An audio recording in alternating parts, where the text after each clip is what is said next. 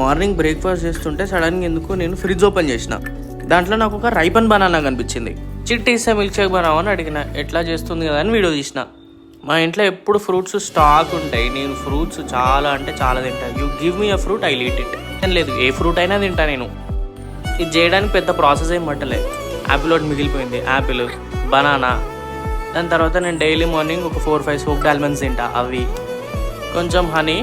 తర్వాత ఇంకేంటి, తిప్పు తిప్పు తిప్పు తిప్పు తిప్పు, మళ్ళీ కొంచెం మిల్క్ పోసి బ్లెండర్లో వేసి గిర్రమంటే కథం, మిల్క్ షేక్ రెడీ. తాగండి, ఎంజాయ్ చేయండి.